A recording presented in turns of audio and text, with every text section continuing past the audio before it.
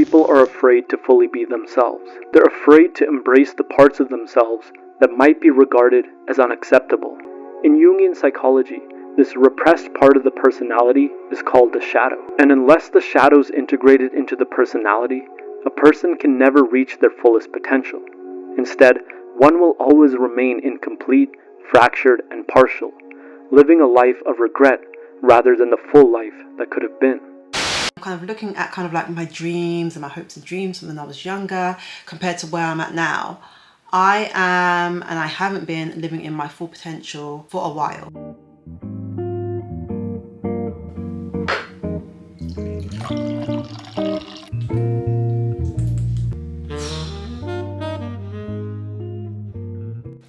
Hello. I would ask how are you, but I feel like if you clicked on this video, maybe you're not doing too good. Maybe you're just alright. So I hope you don't mind, but I want to deviate a little bit from the types of videos I've been doing over the past couple of weeks. Don't worry, I've still got like a fandom video coming up on Wednesday. However, I want to talk a little bit about something personal that I'm going through that I think a lot of people can identify with. Yeah, so let's talk about kind of how I'm moving through it. Hopefully it can provide some help and advice for you guys too. If we start at the beginning, a couple of weeks ago, my sister was clearing out the loft, the attic. So I had a lot of like old pictures and a lot of diaries from when I was younger, and I was reading through the diaries and looking at the pictures, and it just like solidified to me something that I've known for a while. Kind of looking at kind of like my dreams and my hopes and dreams from when I was younger compared to where I'm at now.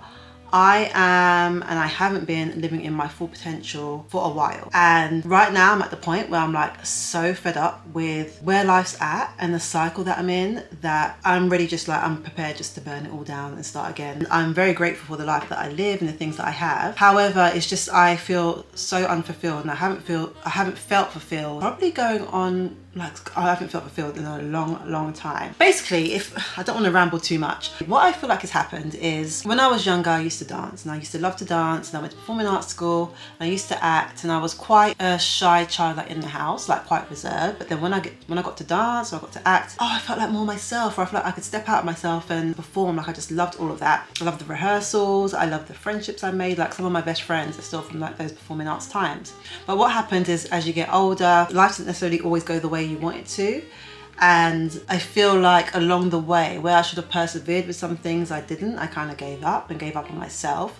Whereas when I was younger, like I never gave up on myself. I was always like, oh, we'll find a way, and things just seemed to work out. So what happened is, obviously I fell into a career in like advertising and marketing, and I still got to like use my creative chops there, like coming up with campaigns and ideas and films, and I got to work on some great things. But it's like corporate creative, not artist creative. So yeah, within that, I feel like I had to wear a mask just to be A, taken seriously, B, just to be able to function in this world, but everyone seems to know what they're doing, and I'm like, I don't know what I'm doing, I'm just going with the flow, but I'm trying to act like I know what I'm doing. And I feel like I put on the mask, and like it came to a point late last year where I was like, I don't even know who this person is. If I had shown myself now to my 10, 11, 12, 13-year-old self, she would have been like, who are you?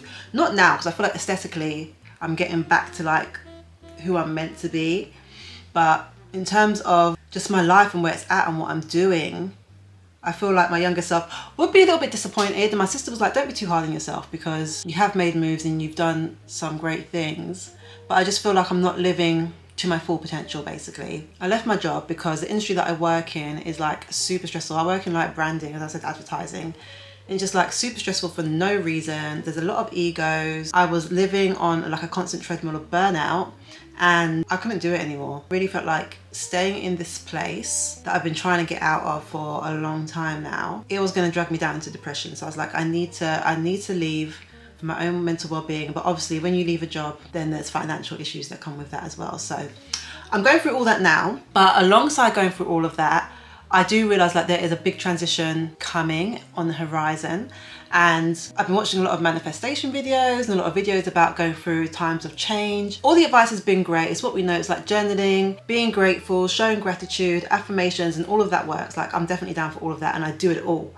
However, I feel like there's not enough kind of information on what that transition looks like and what it feels like, and the realities of burning down the old to start the new.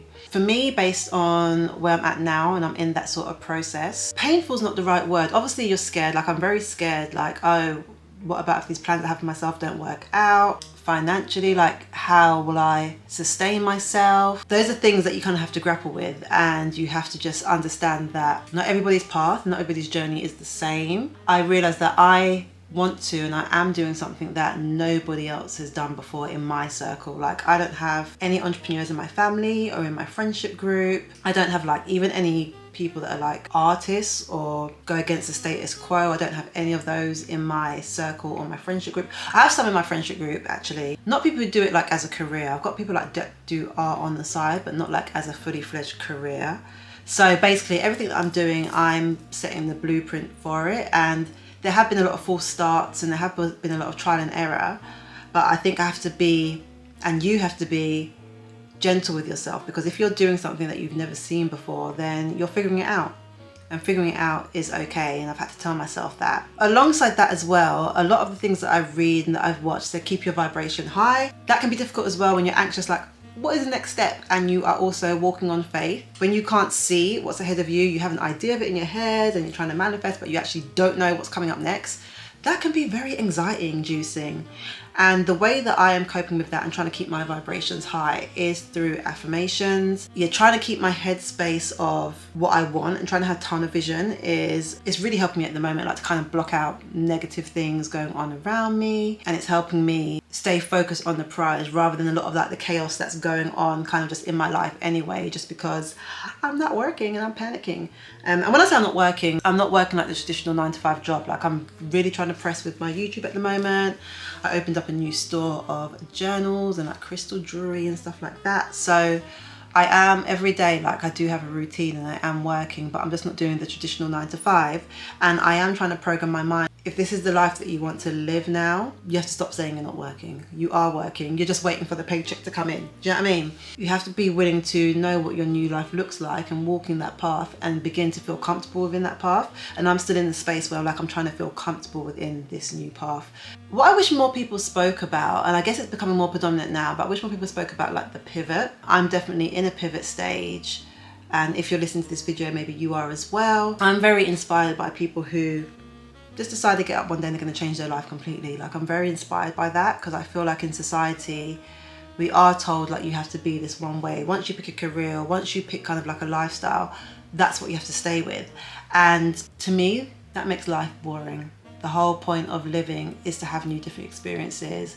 It is to learn from your experiences and then try something new, walk down all these different paths and see which one satisfies you the most. Well, I was actually gonna like make this video after I'd like hit 10k on my YouTube or after I became monetized or whatever. But I thought, no, let's have this discussion whilst we're going through the process, so that I remember like the feelings that I'm having at the moment. So that I remember, like, at a time like I was fearful, at a time I was anxious, at a time like I didn't see what the path would look like, but I still walked down it anyway. And that's kind of that's why I want to have these discussions like every Sunday, just being real and honest about what creating your dreams actually looks like. The good, the bad, the ugly. There are some very good sides to it. I feel so much more happier now that I feel like I'm walking more within my purpose than I did when I was working my 9-to-5. I feel inspired like every day by different things that I see. You feel like a kid again because you're learning new things and you're excited about life. So that's amazing. And I feel like if I can hold on to that feeling for as long as possible, that's what I'm going to do. And I feel like that is what life is meant to be. We are meant to be excited by the prospect of life and not be stuck in survival mode all the time. Also within that, there's being comfortable with sitting back and receiving. I am still learning that. I'm still in the mode where I'm just working, and I have to learn like to sit back and be like, okay, you've done the work, you put in the effort, and let things come to you. So that's a part of the process too. And when I get there, I will let you know. There's lots of this journey. I hope that we can connect, and I hope if you guys have any advice on anyone that's made a pivot in their life, or anyone that's like doesn't feel they're living in their full potential but they want to, do you have any advice on how to do that? If you do, put it in the comments below. If you made a video on it, tag the video. We want to watch it. And yeah, I hope we can just come together every Sunday and just have these like quick discussions on how we're changing our life, how we're manifesting our new life, what's worked, what hasn't worked, what we're fearful of, how we're overcoming that fear, and create a better life for ourselves. And I think when we create a better life for ourselves, the world is ultimately better. When people are happier, it just makes for a better world. And I feel like once we're living in our purpose and putting something positive into the world, it's just a ripple effect. That was it for this quick discussion. I hope you enjoyed. I will see you on Wednesday for my next video on... What's the next video on? Oh yeah, fandoms. Fandoms are weird. That'll be on Wednesday. I will see you then. Head over to alwaysdaydreaming.org and take a look at some of the journals. They're all handmade journals. Yeah, take a look at some of the jewelry. This is an amethyst necklace. Ooh. Thank you for watching. Bye.